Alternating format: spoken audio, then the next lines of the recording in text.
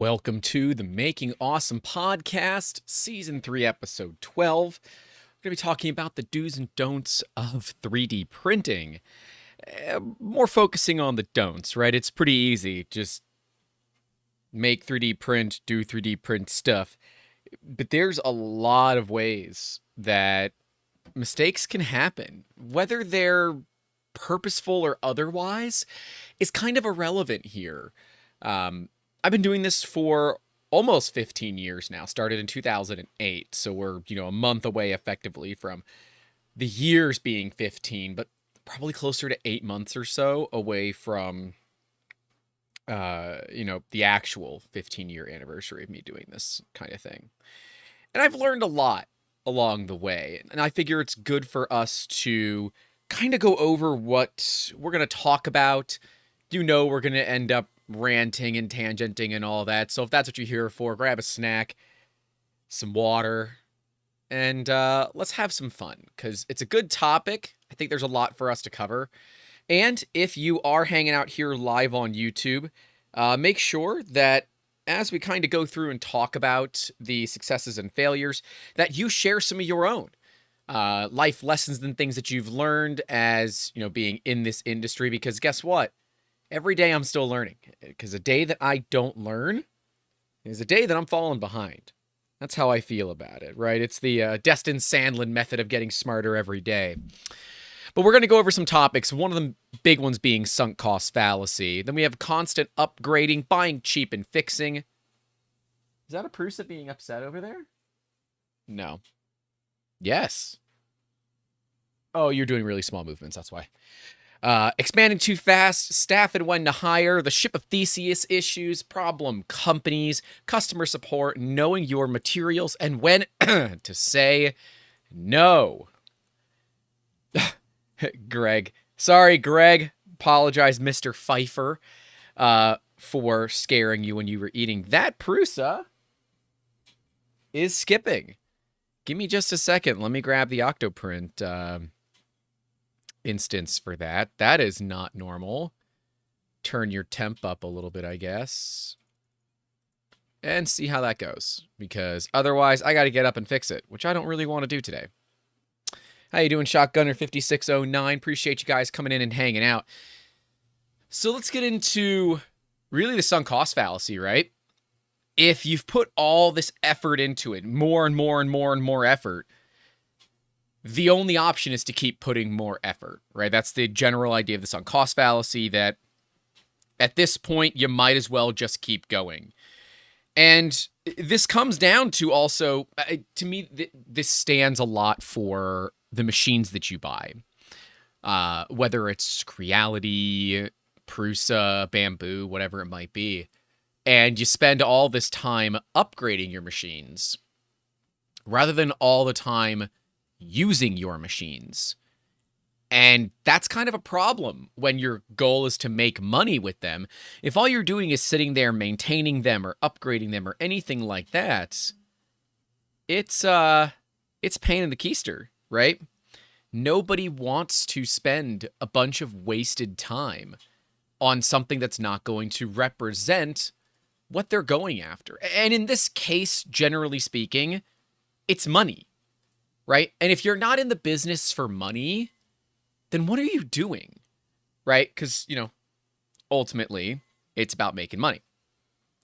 If you're a hobbyist, I totally understand your desire to just learn and upgrade and all of that. But you have to look at what your time is valued at. And if you say, well, Grant, my time isn't worth anything, go to McDonald's, go to Burger King, go to Wendy's. They'll hire you. And sure, they're not going to pay great, but 10 to 15 bucks an hour, maybe 20, up to 20 I've seen, depending on where you're located. Your time has value to it. And if you're going to spend 50 hours going through and upgrading printers and all of that, at what point would it have just made more sense to buy a good machine from the start? And I get it. Once you put closed loop stepper drivers, automatic bed leveling, PEI flex plate, all metal hot end, direct drive setup, and all those things onto an Ender 3, they become really good printers. But you have to put all of that stuff onto an Ender 3 to make it a good printer. And that's not what I want here. Now, again, if you're a hobbyist and your goal is to just screw around and find out, by all means. Also, big movement here. I want to give a massive shout out to my buddy Paul. And I don't know his real name, but he goes by Zura, so we're just going to use Zura as his name. Thank you guys for helping me set up the Octolapse right there. We have a new camera. Actually, it's an old camera that I've had for a while, but it is a new camera to the stream. It is a Sony RX0, and you can see when the screen flashes, it's taking a photo, which means we actually have real time lapse again, and I don't have to use that crappy Beagle camera. So great to see, new time lapsing. I'm very, very excited about this because this has been my entire weekend. Like, all of Friday, all of Saturday, and a little bit of earlier today, Sunday, has just been getting that stupid time lapse to work. So, yeah, very much one of those sunk cost fallacies, right? At some point, it just made sense for me, instead of trying to learn myself, just be like, look, I need help, and if y'all want to get paid, or you want some beer, you want a dinner out, I'll pay for it, because it doesn't pay for me to take all the time to learn it. Do I want to learn how to use a Pi? You damn right I want to learn. Chances are I'm going to forget it, though, and it's better for me to have an expert do it. If you have used a Raspberry Pi or Octoprint in general and used the Cancel Objects plugin, that was Paul. Paul made that. So, yeah, people kind of know what they're doing. So it's very good to have the right people at the right time. See, we got some new people joining us. Got Printed Visions 3D. Jimmy's here hanging out. Daniel, England, T-minus 24 hours from getting their first 3D printer, a Mark 3S Plus. They're great printers. I hope it's a kit.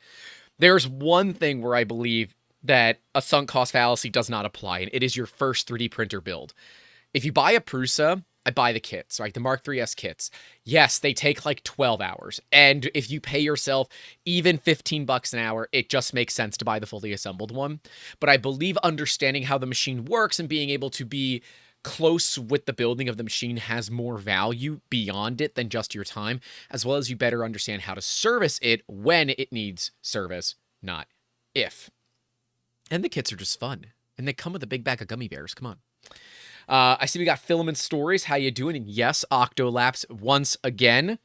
Oh, that camera's over there. You guys can't see it. The Sony Alpha 100 has breathed its last photo, and it is going to the big camera community in the sky. I am debating if we give it a Florida Man send-off. Do I, fill it full of tannerite and try to get, a high-speed camera or something and just make it go boom? Or what do we do with it? Or do we just leave it as a testament to the old school Sony quality that it lasted 16 years? I don't know. Maddie's says, do you have to hot tighten the nozzle in the kit? No, you do not. It comes with a fully assembled, hot tightened and all that V6 hot end. So in all the Prusa hot ends, you are not required to tighten anything. They just work. So something to do. Spot On says, yes, shoot it in slow-mo. Part of me wants to do it, but the other part of me is like, God, that's going to create a lot of shrapnel. And then the other part of me is like, I got to clean that up. And then the third part of me says, I don't own a high-speed camera. So I don't really know how I would film it. But yeah, for right now, it's just going to sit on a shelf. So, but yeah, the only time that I disagree with the sunk cost fallacy is absolutely when you're building your first printer. Now, if you want your first printer to be like a Voron, unless you have a very specific use case for it, I don't think Vorons make a whole lot of sense. The amount of time you're going to put into building one of those kits, and because the documentation is not great, I mean, it's not bad, I've certainly seen worse, but it's not great, you end up with a situation where you might have a really, really bad experience, and that puts everything else down the line to also then be problematic. And we clearly don't want that, right? We're trying to go for good experiences here, not bad ones. So I say do buy a kit printer, but if you're not going to buy a Prusa as a kit, don't make the kit printer your first printer. I have not found, even other mostly assembled kits, like an Ender 3 is a mostly assembled kit. I don't find them to be good to put together. I don't find them to be straightforward. I don't find the system to be good. I don't find it to be the instructions have enough care that a newbie with zero experience could do it without screwing up. Hell, I screw them up from time to time. So it's just, ugh, pain in the butt. But we ultimately have to deal with, what is our cost of performance? We talked about this in previous podcast episodes, so go back and take a look at those if you haven't, where I believe there is a diminishing return value. And while I do love the Mark III's, I think that there might be better value options out there right now, something like a Sovol SV06, or if you're willing to deal with a non-all-metal hot end, the Elegoo Neptune 3 Pro or the 3 Plus. Those are all really, really good printers that are sub $400 for even the Plus.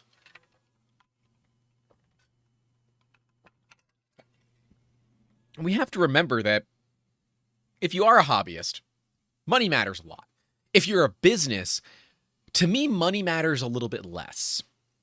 Yes, I've got bills to pay. Yes, yes, yes, all that stuff, right? And I need money, need a lot of money. I don't have any. But I'm willing to spend more money up front to have a better experience. To give you an idea, on this computer, it's currently processing and I have it turned off because it's an ugly scan and I don't want to show it. But we have scans that were sent to us from another company. They can't fix them. I use Artec Studio, which is a $1,200 a year piece of software. I click one button and their entire scan is fixed. Now, it's going to take like 20 minutes on that computer, but it's done.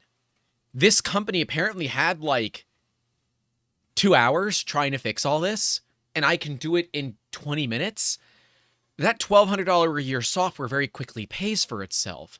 So I don't care, right? I have to look at what my value proposition is as a business owner, right? Like I'm getting an Artec Spider, hopefully. It is going in for service. If it passes its service test, I apparently have first right of refusal to buy it. That is not a scanner that I need, but it's a scanner that I'd like. It's double the accuracy and double the quality of my EVA. It's just half of the amount that it can scan at one time. There's value to that for me for certain jobs, whereas the EVA might not be properly suited. Do I need, at that point, I will own $105,000 of Artec scanners. Do I need that? No, of course I don't need that.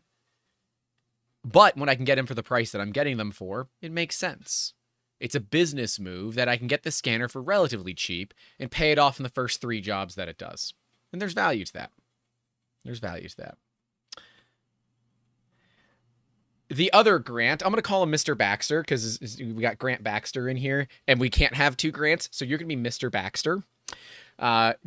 Do manage your expectations of changing nozzle size with flow rate. Learn that one the hard way, speaking of losing a lot of time in sunken costs. I recognize that at some point you will be limited by your machine's capabilities before you hit your material capabilities. And if that's the case, and you want to switch over to something like a Volcano or some high flow nozzle or high flow setup, go ahead. But for me, I'd rather just run more printers or run just slower. When you up your speed, a lot of times you up all the other problems that go with it. Ghosting, ringing, axis issues, wear and tear on the machine, all of that stuff goes up in the exact same way that speed does. And a lot of times I find that wear and tear is more of an exponential growth as speed climbs up linearly. So there is, to me, a point of diminishing return when it comes to speed, right? That's why, what's one of the big reasons I'm kind of wondering about this bamboo here, in that, okay, yeah, if we're running carbon fiber with steel ball bearings, carbon fiber can be harder than steel. So what's going to happen to these bearings over time as they get used? Are we going to start seeing them wear down? Is there going to be slop? These are reasons why I don't have one for my business. Now, I might get one for me personally just to screw around with, but right now it ain't happening for the business. As Filament Story says, a Voron isn't a good first printer when you're not familiar with how 3D printers are designed and work. Stuart McClund says, my only complaint about building the Mark III's is that I'm now addicted to Haribos. I like Haribo, but I will I will concede that Albanese does make a superior gummy bear in terms of flavor. I prefer the chew that you get with Haribo, but I prefer the flavor you get with Albanese. So if we could just get the two of them to work together and give me Albanese flavors but with Haribo texture, would be perfect. Fevered Mind says, my first printer was a Maker Farm i3V, and it was an easy build. But I did robots, so I could see how a pre-built, ready-to-go model would be better for the most basic user. And yeah, there's a lot of good value there if you are going to spend a little bit of extra cash and get a machine that is pre-built. If you are not confident in your abilities or you don't have the right tools, right? Remember, yes, a Prusa comes with all the tools, and most printers come with all the tools that you need, but regular ball-end hex keys kind of suck. My preference is to use ones like this. This is a Bondus ball end hex key, but it has a screwdriver end on it. This is a 1.5 millimeter, so nice and tiny. I prefer those because I don't fatigue as quickly and I'm better able to use them. But if you don't know that and you're putting together an entire kit with the stock tools, it can kind of suck, right? It might not be a great option. And Baloo, I think, does hit the nail on the head. For a business, downtime is more expensive than money. And he said it was a stupid statement, but yeah, he meant something along those lines. I agree that for me, being down to maintain has more expense than me just spending more money up front and not having to maintain or build or upgrade or whatever as often. Speaking of often, I'm going to do my best not to remind you guys all that often to like the stream, as long as you actually like the stream. See, we can work together on this.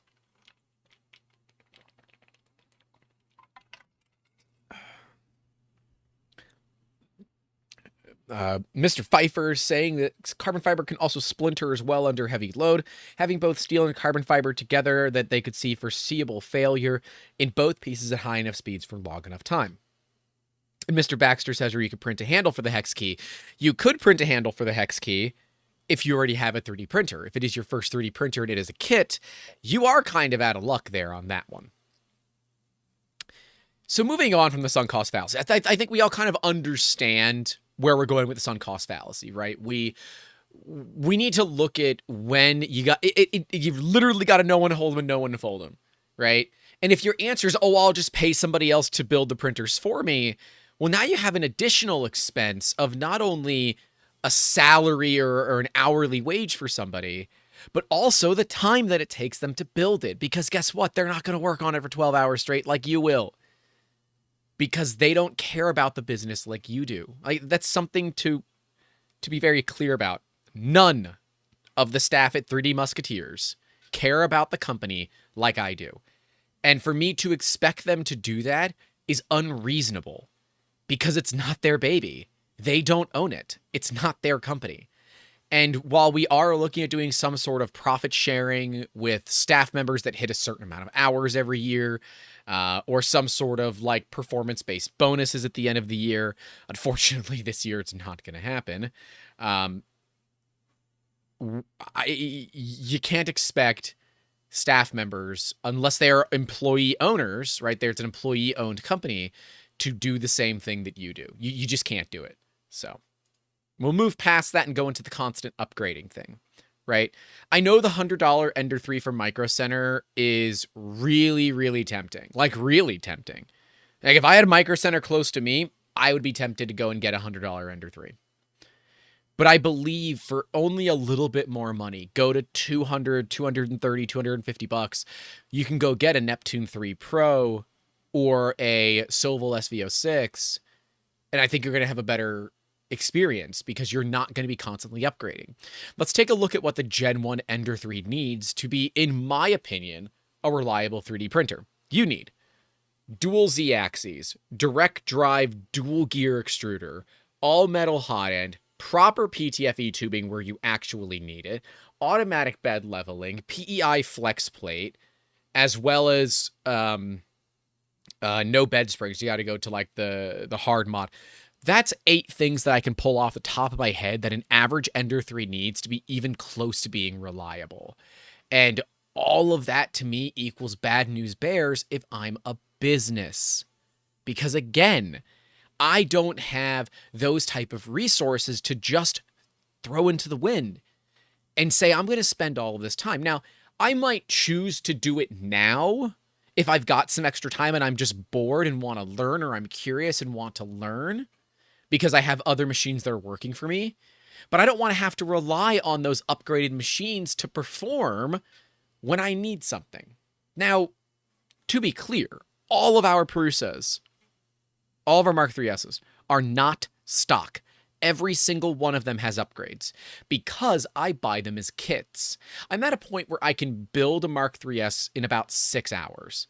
And we don't use most of the stock printed parts. We reprint them and we make adjustments. Things like I have an easy way to tension the Y-axis on the Perusas. I can also see straight down the Z-axis lead screws to make sure they're not bent. There's a printed part that allows the Z motors to slide in rather than have to push them up and in. I can just, from the front, slide them in and out. These are quality of life features that make fixing and repairing the printer easier.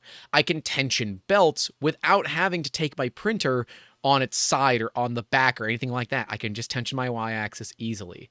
And that kind of stuff is invaluable to me as a business owner because, yeah, over time, we do need to check that kind of stuff. Geek Toy Box says, hello. Hey, Dom, how you doing? Filament Story says, my suggestion for people new to 3D printing with one printer to a business. Starting with 3D printing, order replacement parts now, nozzles, PTF, E-tube, etc. because your printer will go down and downtime is expensive at words, frustrating at... I don't know what that word is. But yeah, it's true. Having spare parts is so much good. So much good. God, Grant, what are you talking about? Is so much better. Having spare parts is so valuable. And we have a ton of them. I would say if you have a printer that is under $500, you should have one spare part for everything on your printer. That includes, if there's any printed parts, keep an entire set of spares. If there are ball bearings, I want a spare bearing, maybe 2. Smooth rods, I want spare smooth rods in stock. I want spare hot ends, spare PTFE, spare nozzles, heat brakes, everything. I want spare everything. Frustrating at minimum. Got it. That makes sense. That makes sense. Stuart McClellan says, having put together the Mark 3S, I now have a 90% chance of knowing what's up with my Mini when something goes wrong internally. Transferable skills and knowledge is valuable, but he recognizes that not everyone wants to know how their toaster works. It's true. If your goal is to set and forget with 3D printing, you might not benefit whatsoever from buying a 3D printer. You would benefit from outsourcing to a company like mine. Because again, if you don't care too much about learning or fixing or any of that, what you want is a service bureau. You want someone that will do the work for you. You don't want to actually do the work yourself. And I'm calling out quite a few of my customers because that's exactly how they do things.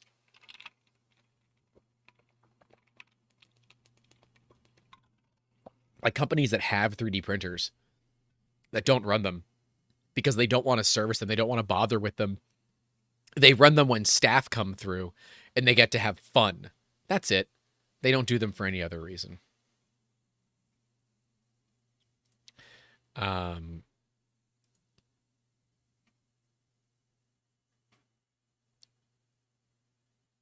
me just a second. Okay, that's not going to matter. And that value to them, while it is more expensive to outsource, right? It will always be more expensive to outsource than it will be to insource. The value that comes with that is considerably higher to a business. That's why we exist. We exist for companies that want to get into 3D printing or want to utilize 3D printing in their businesses, but don't want to deal with the BS. And there might be consumers that feel the same way. That's why I do things like, I can show this piece. This piece came in yesterday. You make sure I'm actually showing it on screen. This is it's just a metal bar for someone's gazebo. And during the hurricane, they lost one of these. The manufacturer said, we don't make this one part. You would have to buy a whole new gazebo to the tune of $1,200. 2 hours later, I had a plastic one made for them. Now, is it going to be as strong as the metal? No, of course it's not. But is it going to work? You're damn right it's going to work. Is it going to work perfectly? I don't know. That's why I put a hole in it so that we can put a 3mm piece of high-speed steel so that it will be okay, right? That couple found value in just paying someone to do the design work versus doing it themselves. They don't have a 3D printer. They could go buy a 3D printer. They could go buy a 3D printer and learn CAD, and it would probably still cost them less than buying a new gazebo for one part. It's so stupid. It is so stupid. So stupid. But hey, whatever. It is what it is. Dynafrost says, I'm waiting for my first printer. Ender 5 S1. Did I screw something up and get the wrong one? I don't know. The Ender 5 S1 is very expensive. It's like $500. And at that price point, I'm looking at other machines. And I've said it. And by the way, Wednesday's video is going to be about my top picks for 3D printers for this holiday season. And spoiler alert, I am not putting Prusa at the top of the list this year, which is crazy. They're number 2, or technically number 3, because we have a tie for number 1. And it's funny because the tie for number 1 I have absolutely no experience with, because I reached out to the companies to get review units and they all refused me, which is just insane. Like, come on. You guys want me to make videos with your products, but you don't want to send me your products? This is ridiculous. And I'm not going to spend a couple of grand on a video when I'm lucky to make $20 in ad revenue on a video. So, sorry. Love you guys, but I'm not spending that kind of money. But I believe that there's good value out there in other machines. And the S1 is not bad. I just don't like Creality as a company. They are going to be on my list, but I'm going to absolutely be talking about their issues with intellectual property. Because if we don't mention that, and parents, grandparents, aunts, uncles, whatever, see that video, and they decide to get something like an affordable Ender 3, and they don't understand some of the issues that they have, they might regret that purchase, not because it's a bad machine, but because they disagree with how the company does business. And I believe that is more important to me as a business owner than what the machine actually has. It's how the company, works. Mr. Baxter asks if I'm going to have any Deltas on that list of printers. No, I am not. There are no Deltas, and there will not be Deltas. Deltas, while incredibly beautiful and lovely machines, do not make good first printers for people. They are complicated to maintain, and they're very, very, very picky. Whereas Cartesians pretty much are fire and forget. You don't have to worry about them. And I get that things like the V400 and all that from FL Sun are nice machines, but it is so expensive that it doesn't make sense. This list is under $500, by the way. We're doing an under $500 printer list, and by that regard alone, the V400 doesn't fit. We will have honorable mentions where the V400 will be on it, but it will not be in my top 10. So, something to know about that. As for having those replacement parts, though, we talked about that a little bit earlier, right? I can see the value in making an upgrade when you make a replacement. So if you find that, you're constantly having to replace silicone socks because you're getting blobs of doom because your cooling sucks. Okay, take off the sock, put on a different type of cooler, put a new sock on it, and test it, right?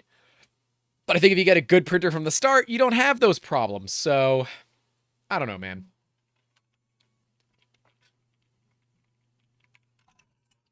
Sorry, I am really thirsty today. Normally, I only take a sip of water once or twice during the podcast. I apologize for doing it all the time during. I try not to break the communication when I can, so I apologize for that.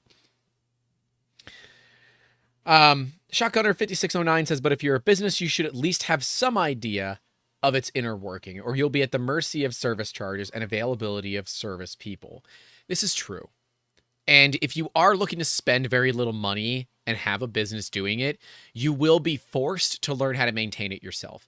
Now, you can utilize YouTube videos. There are great YouTube videos out there. I might know a couple of decent channels for, finding content.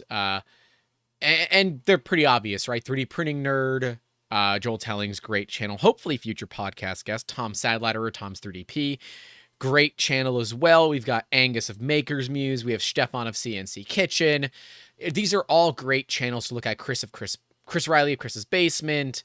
We've got Mr. Dad Joke himself, BV3D. Who else do I routinely watch? Uncle Jesse, former podcast guest. We can't forget him. And whenever Courtney from Filament Stories decides to start doing printer reviews and such, her channel will be a great one to go to as well.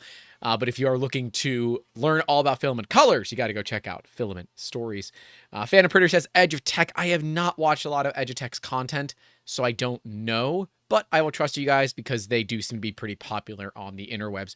I am very limited in the amount of time that I have to watch other content creators, and I try to only watch the videos that I know I'm not going to make one of myself because I don't want their opinions to influence mine. That's always a tough one. Oh, Nero, of course, Nero. We can't forget Nero 3D. This is my problem. My memory sucks.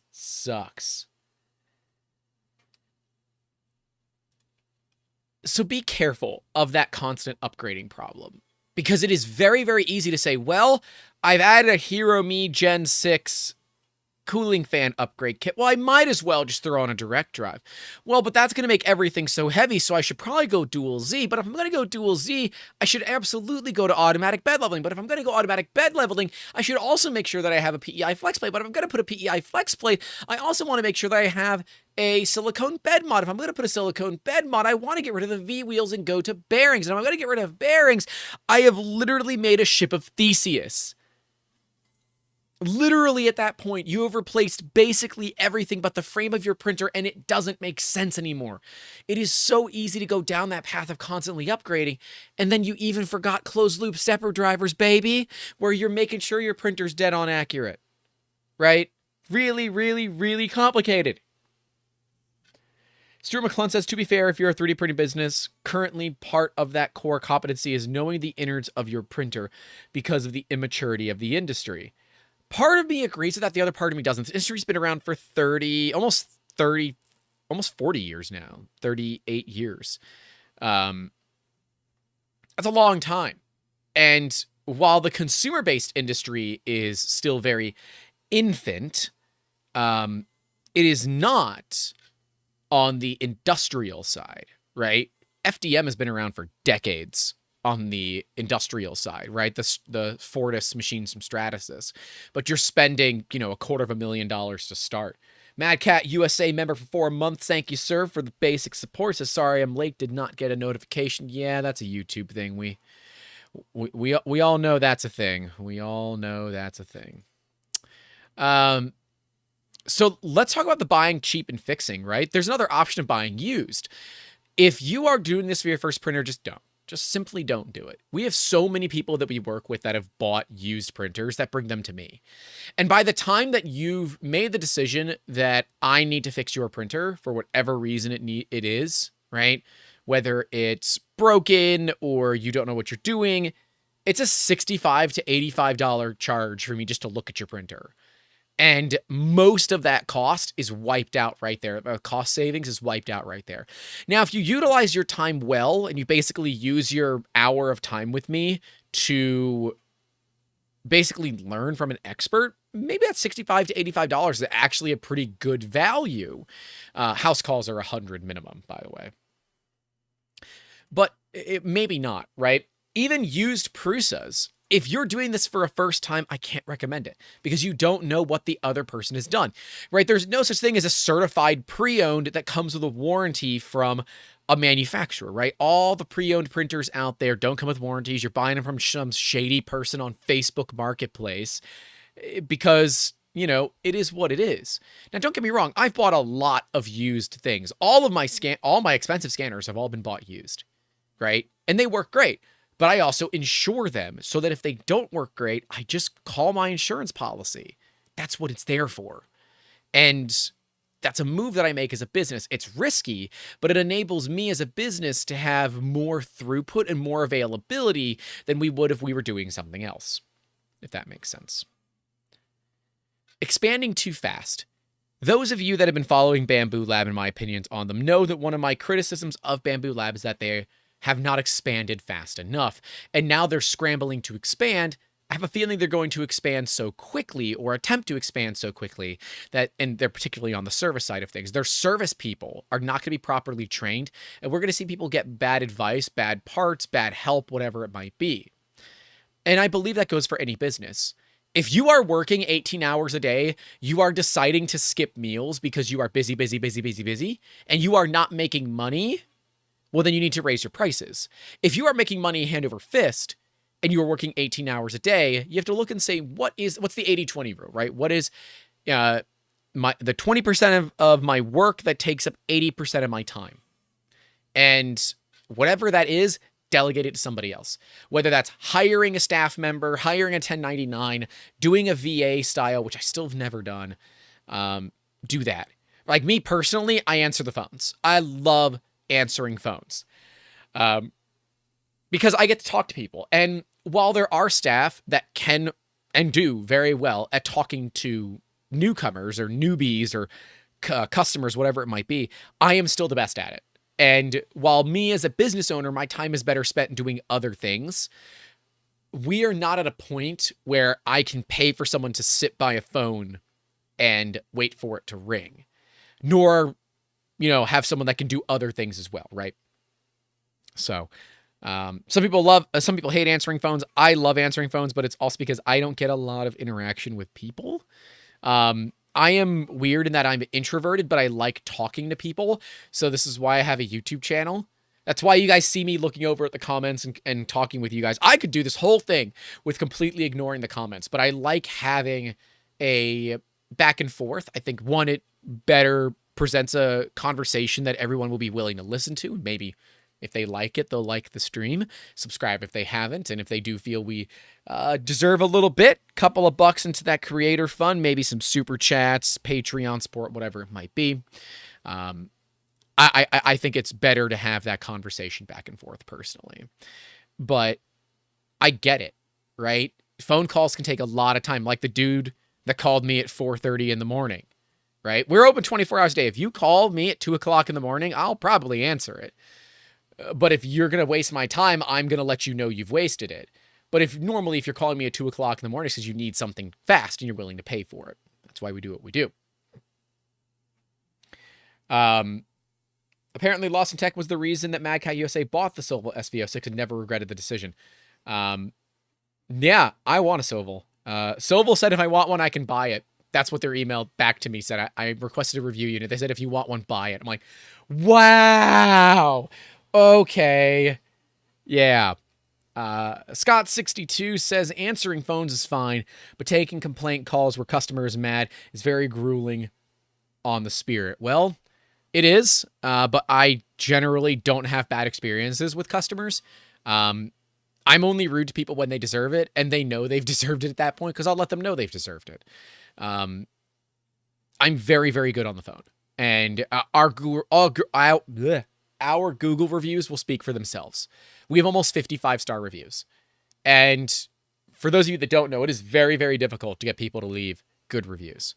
It's difficult to get people to leave reviews in general, but we have almost 55-star reviews because we're good at what we do. We know how to take care of people, and we, when needed, will make someone else's emergency hours. Great example. Where are those parts? Phone call from a client. Hey, Grant, I need your help. We don't have enough throughput. We're going to need some parts printed by Monday. Can you do it? I said, I can have them to you tomorrow night if you want. 2 big carbon fiber parts. Now, these go on to a Boston Dynamics spot robot. Big friggin' carbon fiber parts. And they're going to pay for them. But they're okay with that because they know, right? This company, we do a lot of work with them. And if they need something, it's better for me to say I'll do it and find a way than it is for me to leave them high and dry, because that's not fair, right? When you take care of somebody like that, they're going to remember you, they're going to recommend you, they're going to come back to you, and you're going to have a relationship that outlasts just your business relationship. That is why, like, my previous doctor was a customer. Some of my best friends started as customers. Why? Because I treat them like friggin' humans and not money bags, right? Treat people well, and they'll treat you back well most of the time. Staff and when to hire, right? We talked about this a little bit. Where do you spend a lot of your time? For me, I spent a lot of time on engineering because I'm not an engineer. So what did I do? I hired engineers. Real simple. Real simple, right? But engineers are expensive. When I was doing the engineering work myself, our prices were half of what they are now. They have to be higher because I've got more bills to pay for people, right? We pay our engineers really well. Starting for engineers on staff is $30 an hour. And you might say, Grant, that's really cheap. Yeah, except we start engineers before they have college degrees. And if you're no college degree engineer doing engineering work making $30 an hour, you're doing really good, right? And, you know, we have a minimum wage at the company of 15. I'm going to likely bring that to 17 at the end of this year.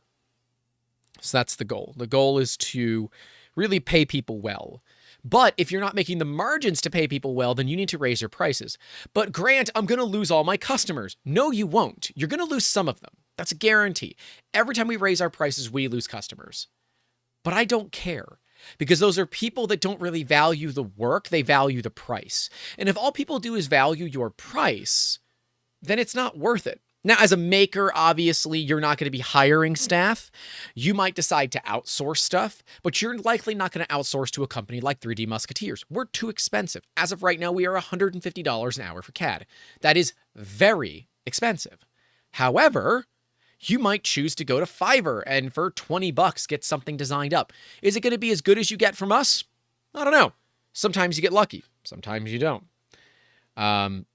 It is weird. Right? So you just got to roll the dice sometimes.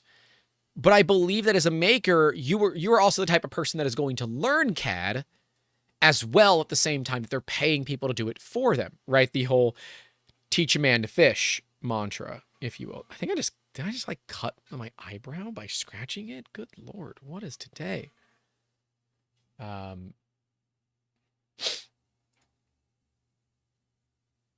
So we talked about the Chip at Theseus issue where you just keep upgrading and changing. At what point is it no longer an Ender? At what point is it no longer a Prusa? At what point is it no longer whatever, right? Like I get if you go buy an Elegoo Neptune 3 Pro or Plus and you want to replace its non-all metal hot end with an all metal hot end, I totally get that. Like 100%. Do not blame you whatsoever. That's a cheap upgrade. It's not going to cost a ton. You're sub $100 to do that. And if you would do that, I would do that on the Plus. I think if between the two, I might still choose the Soval just because it comes with that all metal hot end from the beginning.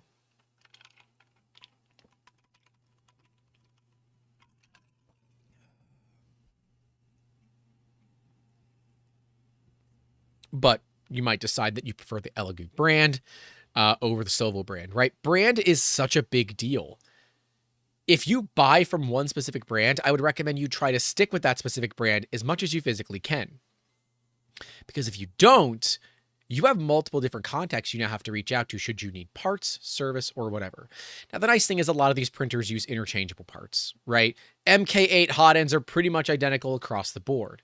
So parts from one fit another. The nozzles are all the same, right? Now, understand the nozzles for an MK8 and a V6 are not the same. They're threaded the same, but the MK8s are shorter. Now, you can put an MK8 nozzle on a V6. It just doesn't work very well, so be careful about that. Filament Story says, if you join the Patreon, you get to see behind-the-scenes Grant rants. You do. You get ad-free, or at least I don't put ads on the videos. You also get fully uncensored. You also get extended cuts. So things like the Torf Printed Solid, that video was a 25 or 30 minute video for the main channel. It was an hour and 55 minutes if you join the Patreon. So there is a lot of value there for the Patreon, especially when we go on trips. I tend to record a lot of footage that does not make it into videos. And That's just for behind the scenes stuff. You also get at least one extra fail every week for Print Fix Friday, which is pretty cool. Mr. Baxter says, probably an education thing with the customers, but how do you deal with parts failing and you guys being blamed, 3D prints being blamed? We set expectations from the beginning. Setting those expectations is really, really important. All right, great example, right? This part here, this is made of metal, right? Metal. The plastic one that I made is, well, by nature, plastic and not metal. It is also solid and not hollow. And I told him, look, it might not last. And we will only know once you install it. Because if you install it and it's bending, because it's plastic, you might decide at that point that you want to put the rod in it. Now, it's a $15 rod from Amazon, really, really cheap, easy to get. So if they wanted to add it on, they can. But I said, look, there's no guarantee that the plastic is going to withstand anything. I'll make it as strong as I can. This printed part is dead solid. There is no infill at all. It is all perimeters. So it is really, really strong. But there is only so strong a printed part can get. Now, we did have a particular customer that did a chargeback 11 months after receiving the parts because they said that the parts broke. Well, I said, send me a photo of the broken parts. And they sent me a photo, and the photo was identical to how the OEM parts broke. So I'm not going to take the blame for that. That's them, not me. I said, I'm sorry, but I'm not going to refund you. So they did a chargeback for the entire product. It was like 800 and something bucks.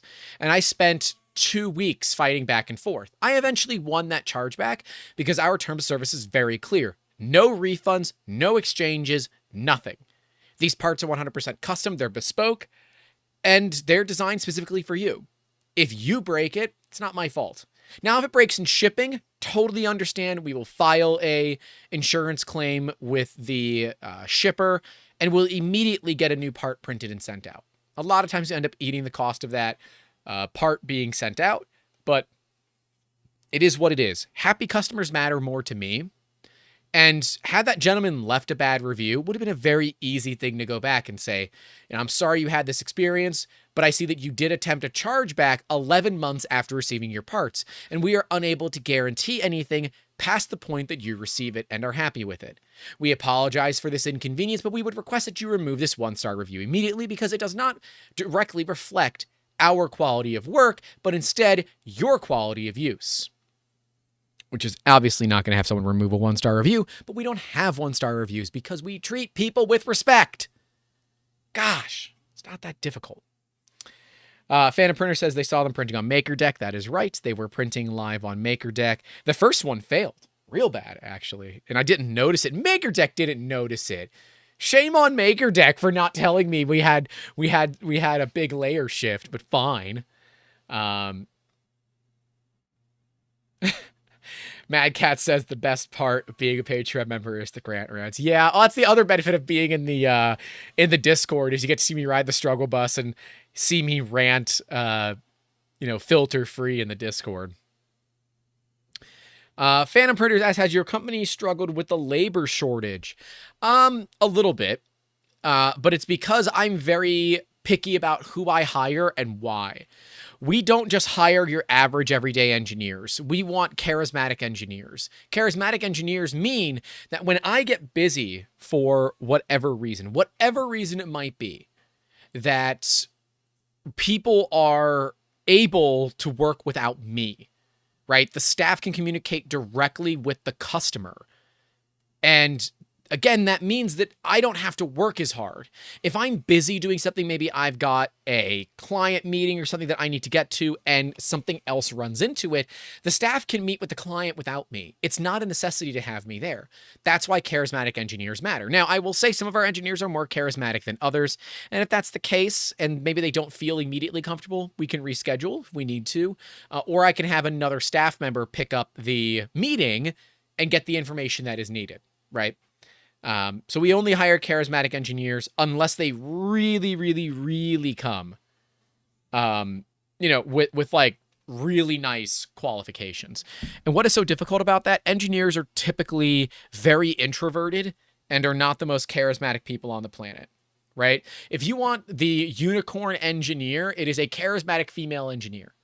So that's a unicorn. I found one and they ghosted me, which sucks. Really wanted to hire them. And I offered them very good compensation. One, because charismatic engineer, right? The fact they were female is irrelevant. But it's interesting because our company is about 30% female, which is pretty darn good for an engineering-based company. We do try to take DEI into account where we can, right? Equal opportunity being what it is. But we do try to keep DEI into account where we can. But yeah, I don't know if they got a better opportunity somewhere else, or maybe they didn't like us. I don't know. But I thought we had some good talks, but hey, it doesn't work. But yes, the charismatic nature of it is incredibly valuable to me as a business owner because, again, I get a lot of value out of that. And yes, they charge me a fair bit of money. But if that means I don't have to work directly with the customer when I don't have the time to, then I'm not going to. Makes my life easier at the end of the day. Problem companies. Now, if you're doing this as a hobbyist, this does not apply to you, obviously. But if you're doing it as a business, this applies to you a lot. If you deal with a company that always has an emergency, then they don't have emergencies. They have bad planning. And if they have bad planning, you can talk to them and say, hey, I'm seeing that you guys are needing a lot of stuff pretty much instantly. So let's talk about how we can plan for this a little bit further down the road. That way I can help meet your deadlines better and cut you a better deal. Remember, the faster you need it, the more you pay. That's how this works. End of story. And if you don't charge people extra for that, then they're going to expect a discount when they don't put you under stress. Well, I made this easier for you. Why aren't you making this easier for me? Yeah, it's a thing. So charge more, right? But companies that are going to be up your ass, that don't pay you on time, that are a pain to work with, that you just don't like, don't work with them. The money's not worth it, right? We have a couple of companies where the staff that I work with are not my favorite, but the company pays me pretty much on time every time. Their jobs are easy. I've got the jobs done. They just tell me what to print and when they need it. And it's done. Really, really, really simple. That's what I like about it. Now, does it make sense for me to stick with that company? As long as they don't require things unnecessarily out of me, yes, it does. But if I have to communicate a lot with people I don't like, it doesn't make sense for me, right? Firing customers is important. Every year we want to make sure that we get rid of at least a couple customers. It is valuable to us as a business because it gives us more room for new customers, right? And it gets rid of ones that are troublesome, to say the least. Scott62 says, in Florida and you're making 30 an hour without a degree is not bad. That's fair, but you can't just say, oh yeah, I don't have a degree, I want a job, pay me please. No, you gotta be able to prove it, right? Proof is really, really, really valuable. So be careful with that stuff. Let's see here. What else do we need to cover?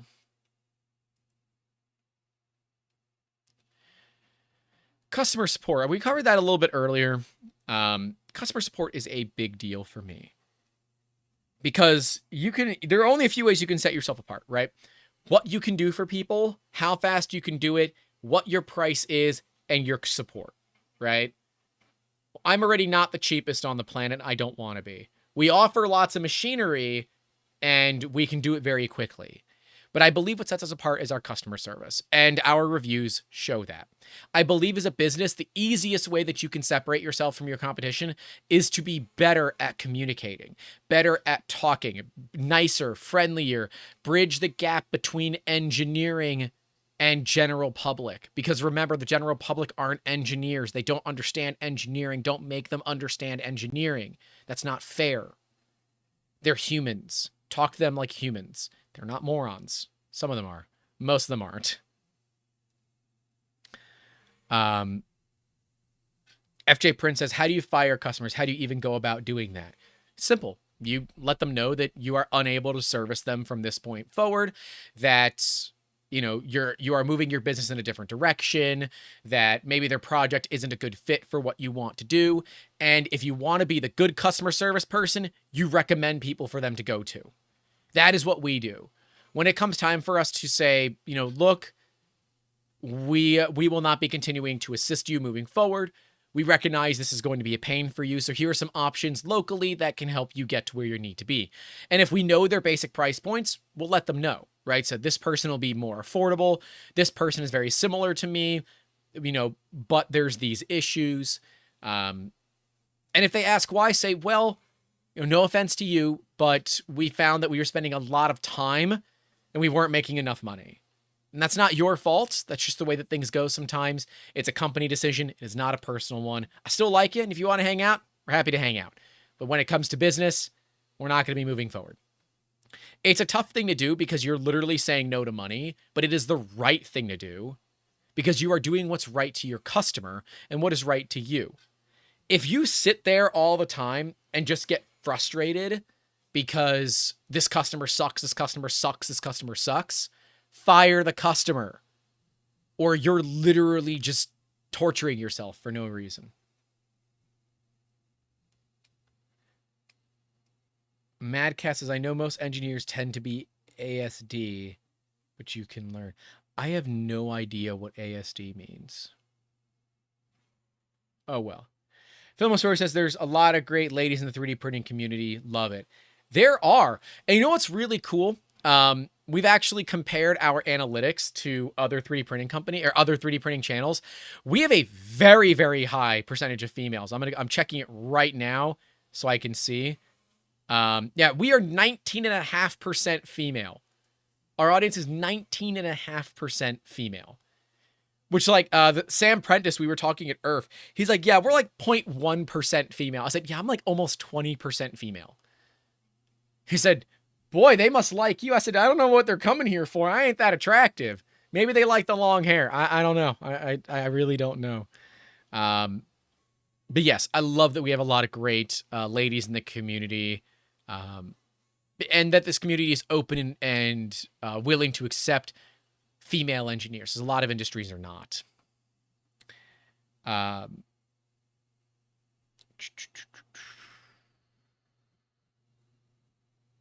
Oh, Baloo says, gotta go. Enjoy the rest of second Sunday of Advent, everyone. Thank you, Baloo. Have a great evening, because it's evening for you. ASD is autism spectrum disorder, I'm fairly sure. Okay, that makes sense. And yes, Shotgunner, it was a lot lower previously. I don't know what we've done. I think it's the podcasts. For some reason, the podcasts go nuts. If you guys look at video views, the podcasts are like 3 to 4x our normal channel videos, which makes me really just want to stop channel videos and just do nothing but podcasts. But I don't know. I enjoy the channel videos. But yeah, anyways. Knowing your materials, that's a great way to get yourself into some hot water, right? We talked about filament being a great gift for makers. And it is. It's a great gift. Everyone needs more filament, except me. I don't need more filament right now. I just bought in like 65 kilos last week. I don't need more filament right now. I'm out of storage space. Like I'm stacking shit in my living room because I'm out of space in my office. It's bad. Like it's real bad. But it was cheap and it's good filament. So I'm fine with it. Filament Story says she's 25% female or 21% female. Well, that's good. I'm glad you are 21% female.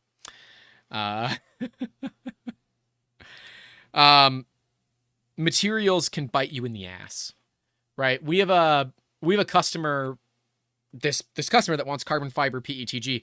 And I asked him why. They said, we like the color. I said, okay. So you're willing to pay extra for the color? Like, yep. I said, okay, no problem. When people ask for the strongest material that we have, they said, well, what about carbon fiber? I said, nope, it's actually not. Carbon fiber is stiffer. It is not stronger. But it's also how you measure strength. Excuse me. It's all about how you measure strength. For me, strength is not measured by what breaks first.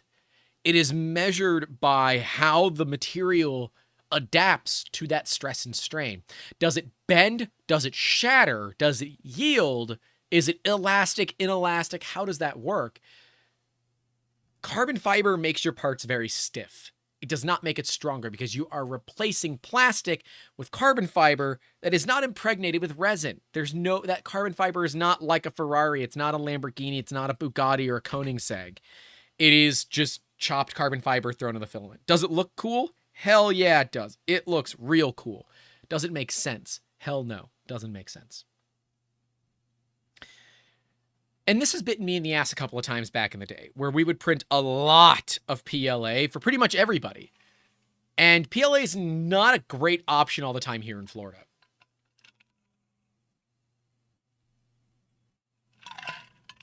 Now, is it useful for, things like a watch? This is a charger for my watch. Is it useful for that? Hell yeah, it's great. Actually, really great for that use case. Does it work for me? I like PLA. I've come to love PETG a lot more, but with all the colors I can get in PLA, I pretty much get limited by what I can get for colors. And like I said this in a video, I love Protopasta filament. It is gorgeous, but nobody will order the colors, right? Like, oh, we have a nebula. That's not a color that the average person is going to buy from us. The average person, you know what color they want? They want black. And black is boring. I don't like printing black. But guess what? That's what people want. And that means I keep like 10 kilos of black in stock at all times. The other big color, white. So I just bought in 5 kilos of design white. Why? Because I was running out and I need more design white. I don't like regular white. I like design white. It's just better. Phantom Printer says, what kind of nozzle do you recommend for Protopastas HTPLA? It's totally fine. It's normal, just high temp PLA. As long as it's not filled, you're fine. Filament Story said that. Unless it's their metal filled filament or their fluorescent, all you need is a regular brass nozzle. None of the others are abrasive. Not fluorescent. You're thinking of glow in the dark. Fluorescent does not have the same stuff as glow in the dark does, at least to my knowledge. Maybe they do put some of that in their fluorescent. Allison Four says, I think it's your sincerity that does it. I don't know. Allison is actually one of the OGs. Allison found the channel back when I did the cricket content a couple of years ago and has stuck around. And I am directly responsible for why Allison has her first Prusa Mark 3S. And that's cool. I dig that. That's really cool. And I'm glad that we have converted another one. But yeah, Allison's one of the few that have stuck around since the cricket days. That was a long time ago. God, that was so long ago. I'm sorry. I'm not breathing. I talk a lot and I forget to breathe. And that's what causes me to yawn. I apologize. Yeah, brass nozzles should be fine for basically anything you're going to print. And I don't recommend that you try to print in abrasives, right? Abrasives like carbon fiber, PLA, carbon fiber PETG, nylons. Don't try to print that stuff until you know what you're doing. Start with PLA, PETG, do some fun stuff that looks good. As a business, you got to know your target market too. And as a maker, right, if you're going to make for others, even if it's just friends and family, know their target market. My aunt has some of her friends coming in from Europe for the holidays. And normally I get people like electronic stuff, right? Because electronics are really cool gifts. But you can't get people gifts like that if they don't live in the States because their power is different. Their plugs are different. So now it's like, okay, what do I do? I'm like, all right, well, I can 3D print something. But I can't go too big because they have to put it in luggage. Okay, so these are all things that I had to think about. So I'm going to make them some really cool 3D printed stuff, which is going to be fun. But it's an unexpected thing, right? You got to kind of know your target market for that. My aunt, she likes, practical stuff, really, really practical stuff, and wants things that will make her life easier. So that's what I look for. Things that can help make her life a little bit easier. But I'm not going to sit there and try to do something out of a carbon fiber nylon when PLA works just fine. Or when someone says, I need ABS. No, you just know ABS is a plastic. What is the part for? Oh, it's a piece for my RC car. No, you don't need ABS. You probably actually want polycarbonate for that. You know, oh, it's a piece for my engine bay. ABS might work, but I do a PC ABS if I'm going to do an ABS blend. And that would be where I choose to use carbon fiber because it's going to warp a lot less. Car parts tend to be pretty big. Well, if you want to do something simple like a pot, like a planter pot, PLA is totally fine for that. You don't need ABS, ASA, nylon, whatever it might be. You don't need any of that. PLA works just fine.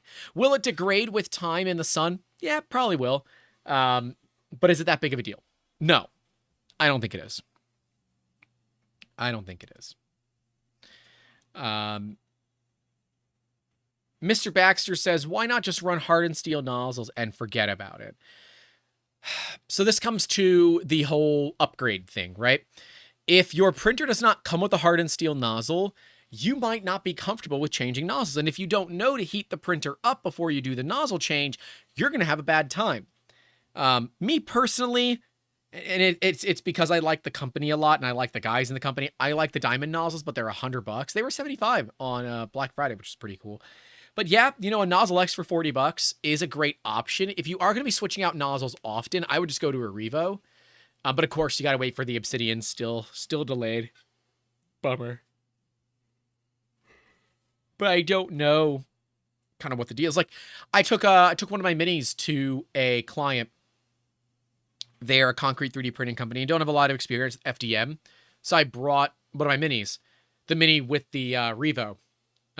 Which, by the way, the night before I had just put a new heater core in it and done nothing to it. Just literally put a heater core in it and then set it aside. Said, I'll level it in the morning.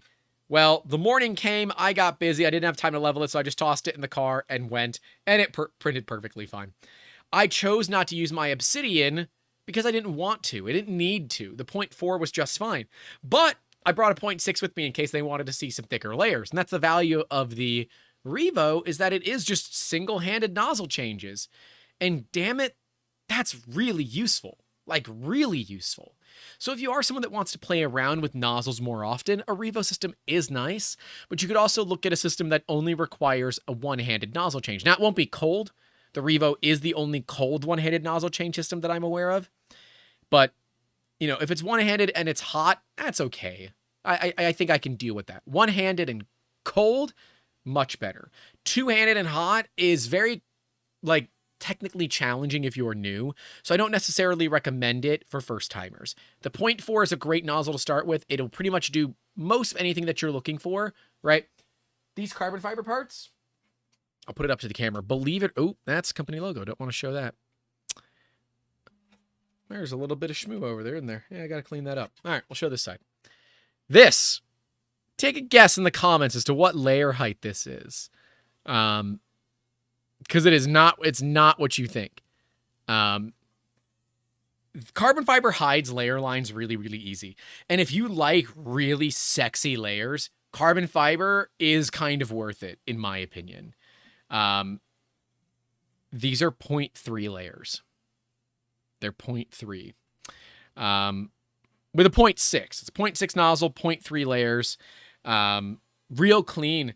I guess there's a little bit of artifacting. The part printed like this, so that's just some support artifacting, I'm guessing. But yeah, 0.3.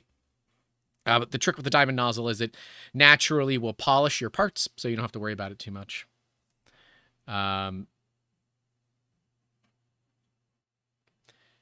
Allison says, I'm waiting for my Revo and Obsidian coming, but because nozzle changes scare me. Yeah, that's fair, right? The last thing you want to do as a newbie is snap a nozzle in a heat block. It sucks. Because then you got to go get the easy outs. You got to pull everything out. It's not a lot of fun. We don't want to do that. Because it happens, right? I've snapped nozzles before.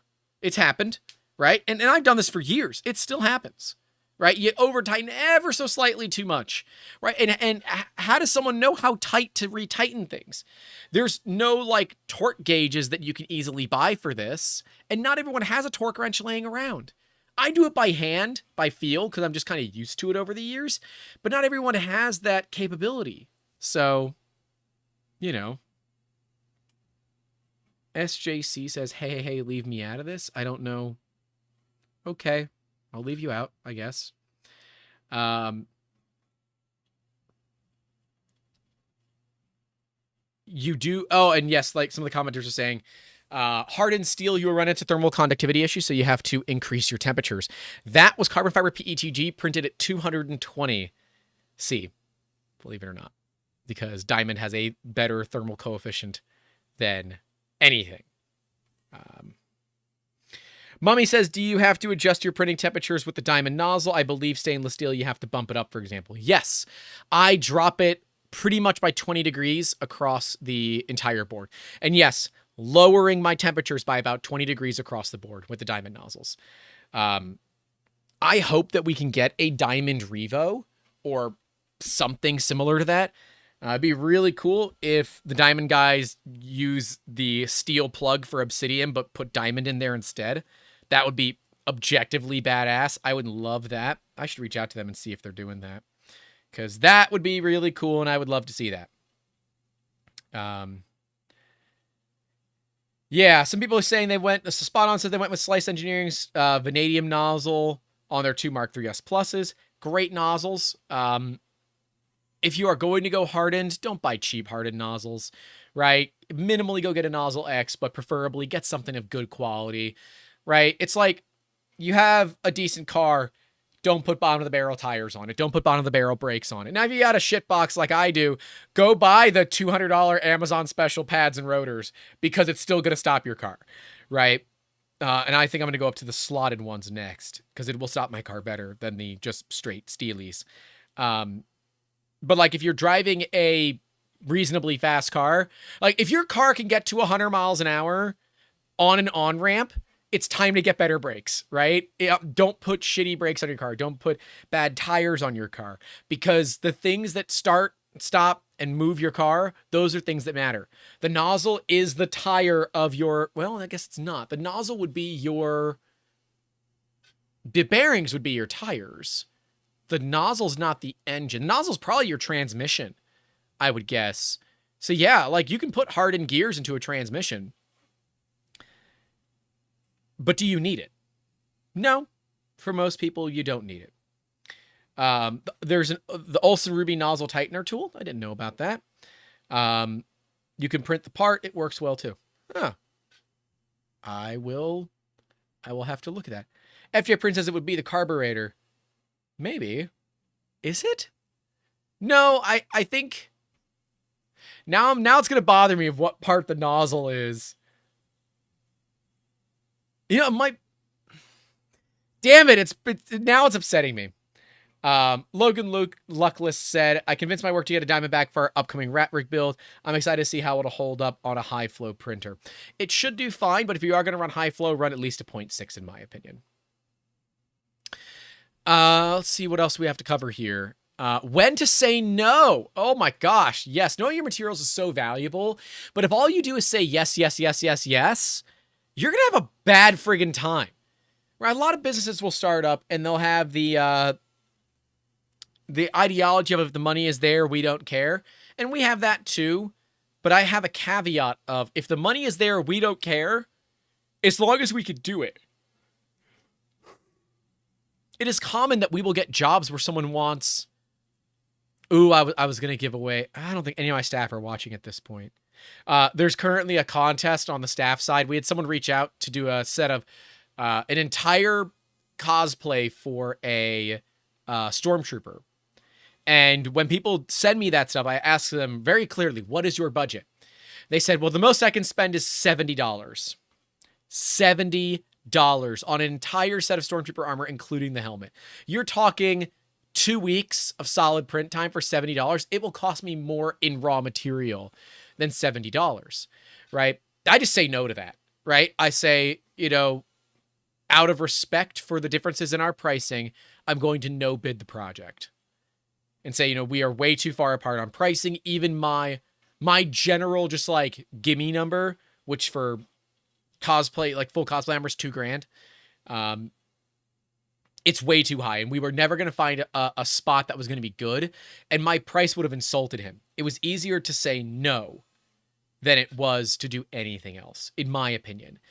And the power of no is so, so valuable, right? Because I could have gone through and done all of this work and figure out the pricing and cut the models up and all this bullshit. Instead, I said, hey, what's your budget? And they gave me a really low number, and I saved myself all of this time of having to look. Because now I'm not gonna. Because I don't have to. Because I know that our pricing is going to be way too high for what they need. Shotgunner5609 says, as a truck driver, the number one failure I see on the road is blown tires, especially here in Arizona in the summer. Change your tires, people. Tows can be expensive. Not only can tows be expensive, but how clean is your trunk? I guess if you drive an SUV, your spare tires underneath your car. But if your spare tires in your trunk, how clean is your trunk? How much fun is it going to be for you to take all the shit out of your trunk to grab your spare tire to put it on your car? Now, for me personally, it's the one thing that I ask for every year for my parents for the holidays. AAA card. Every year. Every freaking year. Why? Because I know how to change tires. I know when my car's going to run out of gas. I know how to do all of these things. But I don't want to do it. I don't want to have to change a tire in the middle of the road on a Tuesday afternoon. I'd rather just call AAA and have them come and do it. Or I'd rather have them come and tow my car somewhere where I can get a patch put on or I can do whatever I need. I don't want to change my batteries. I want to call AAA. I can do it myself, and I've done it myself plenty of times. Calling AAA is easier. It's faster. Makes my life better, right? I don't have to work as hard. AAA is cheap, and you also get discounts on shit. It's useful. I love how we're all arguing about what the nozzle is on a car, right? Like, very awesome. Although, as far as the fuel injector, that's pretty good, because that's what a fuel injector is. It's a nozzle, very tiny nozzle. That's pretty good. And that's true. A lot of newer cars, as Bud HIW says, do not have spare tires. One of my mom's cars didn't have a spare tire. You had a can of Seal Inflate, which is like disgusting. It's terrible. Don't put Seal Inflate in your tires. Spark Plug's another good one too. JTTV says Spark Plug. But yeah, know how to say no. No can be very, very powerful. If someone says, well, can you do it by Monday for $50? No. Well, when can you get it done? I can get it done by Wednesday or Thursday for $50. Well, what would it take for it to get done on Monday? Could you do it for $60? No. Could you do it for $70? No. It's Sunday. I need $100 to do it for Monday. Well, that's just so expensive. Okay, then find someone who can. Now you don't have to rush. And you might say, well, Grant, I'm still making money at $50. That's fine. What if your printer fails and you fail to meet their deadline?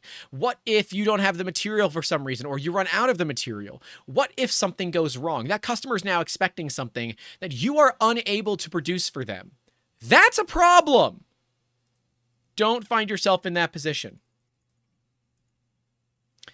So saying no to me is one of the most powerful things that you can do as a business owner. Very, very powerful. Because if you don't know how to say no to people, then all you're going to do is say yes and take lots of crap jobs.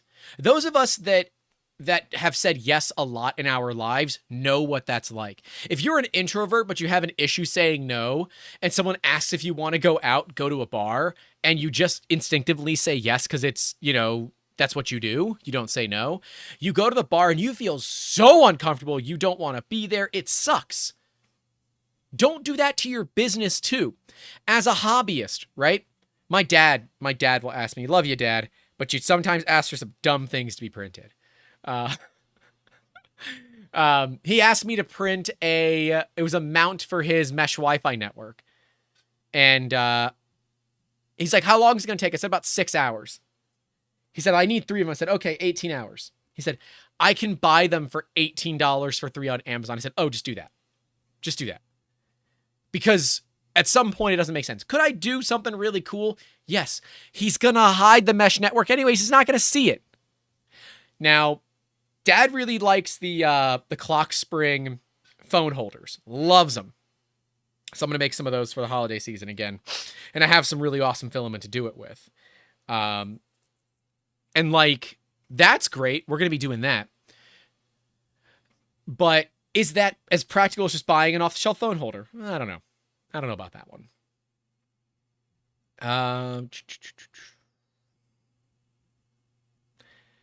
Jordan Stoev says, I need to try the PETG Polymax Black, specially improved filament in black, nano reinforcement technology. That sounds like a lot of wank. Lot of wank factor there, kid. I've got black PETG from Polymaker. In fact, this is black Polymaker PETG. But if there is a new formula, I'd love to try it. I got to reach out to Nick. So I have been hesitant with Polymaker. I like Polymaker, but I really want to support the USA small local businesses where I can. And Polymaker is not. And I think they make great filament. There's nothing wrong with that. And they do all their own production. And I'm happy for them. However, I do really want to support the USA businesses when I can.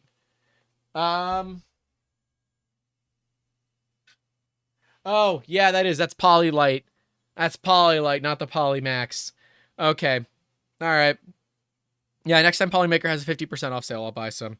That's about the only time I'll buy it from Polymaker, when I can get filament for $10 a kilo. But I will say, something to note, their gray Polymax PLA is so good. It is so good. That filament is amazing. But yeah, I really do want to support, like, I love Printed Solid. I wish they sponsored this channel, because man, I give them a lot of praise. But I really do like Printed Solid. I think they make a great product. And you know, yeah, anyways, back to saying no, back to knowing when to say no. It is imperative that you learn this process, because if you don't, you are going to end up taking a lot of crap jobs, and no one wants to take those crap jobs. The issue that we run into is, if you can't hit those deadlines, now you've not only upset the customer, they're asking for a refund, they're likely leaving a bad review, and you feel like shit because you just worked your ass off to get this project done and you failed, right? And that doesn't help, right? The whole "I failed" mantra sucks. And we talked about this a little bit with Nick, right? Yeah, Nick Anger, who is a licensed therapist. It was a former podcast. Go back and take a look. And, you know, ultimately, saying no is really good for the mental health, right? Consent. Don't just let customers tell you what you're going to print. You consent to printing for the amount of money that makes it work right for you. Spot On says, have I printed with coax filament out of... I'm going to screw that one up, out of Wisconsin. No, I haven't. Spot On. If you can DM me their information on Twitter, that would be awesome. Would love to check it out. Allison Ford says, need to know how to say no when it comes to being a parent for much of the same reason. Yeah, I would say if you're a parent and you've learned to say no, you are ready to say no to business people as well, because they're going to act like children. Logan Luckless says, nano reinforcement usually means ceramic or mineral dropped in the polymer world. Poor man CF reinforcement. I've got glass fiber PETG here as well, but if it's nano reinforcement and it doesn't talk about a hardened nozzle, then it might be graphene, but similarly, you're not creating long chains. So you're not creating long polymer chains, so you're not getting that benefit that you would get out of a system like that. PET copolyester filament. Yes, that's what PET is. It's a copolyester. That's normal. Once your child is about 3, you get a lot of training to say no. But HIW says, well, I have a cat and she is 6, and I still have to tell her no. Love that cat, though. That cat wakes me up in the middle of the damn night. Mr. Baxter says, unless you anneal it sometimes. I don't know what you were saying it toward, but that's fine. We had a company reach out to us to do, what the hell? It was trophies for a big event. Oh no, it was 55 kilograms of 3D printing in 1 month. 55 kilos in 1 month. They needed 55 of an item. The item was like 980 grams and took 3.5 days to print on a Prusa. Now I know, like, if they would have taken, and I sent them an invoice for $36,000. If they would have taken that deal, I was going to buy probably half a dozen bamboos, print on the Prusas until the bamboos showed up, and then just finish the job on the bamboos. I think the bamboos would have done it.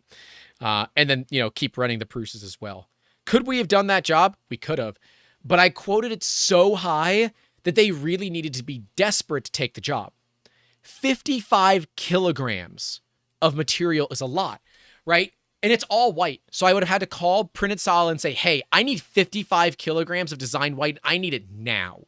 And they're going to say, Grant, we don't have that. I said, okay, Dustin, when can you get me 55 kilograms of design white? I will take your entire inventory of design white, and then I will probably end up buying an entire production line of design white, right? Oh, okay, polymer change unless you anneal it. Got it. Ordering 55 kilos of any color from any company is going to be a pain, but especially a small company like Printed Solid, you might actually run into a time where they may not be the right company for that job. Dustin might say, Grant, I can't do that in that time. I'm sorry, but this is all that we have in stock. And I might say, no problem, Dustin. I'll take 5 for myself, but I appreciate it. And I'll go find somebody else. Then I probably would have gone to Polymaker and ordered it all from Polymaker. Like, those are things you have to take into account. That job would have sucked. I'd been working 24 hours a day, 7 days a week. JTTV says white wears nozzles faster. I would love to do a test on that because I know that it does too, but I just haven't. So I just haven't. That, and I just don't really have the right testing equipment to do that kind of thing with. So we'll get there eventually. But yeah, guys, I think it pretty much covers what I wanted to talk about, right? This whole do's and don'ts of 3D printing. And a lot of it runs more on what to do and what not to do with your machines. Oh, another thing not to do, don't print 2A stuff for people. If it would have a serial number from the ATF, do not print that for someone. If they want like an accessory, that's totally legal. But don't print lowers. That is illegal. That will land you in prison. Don't do that. So that's like my last bit of advice for that. But yeah, guys, I think that's all that I got. Is anything else you want me to cover in the comments? Let me know. If not, we'll wrap this bad girl up, put a bow on her, and send her off. Yeah, I think that's all I got. This has been Season 3, Episode 12 of the Making Awesome Podcast, the do's and don'ts of 3D printing. I hope you guys have enjoyed this one, but stay safe out there. Don't forget to call your loved ones. And as always, keep making awesome. Have a good one.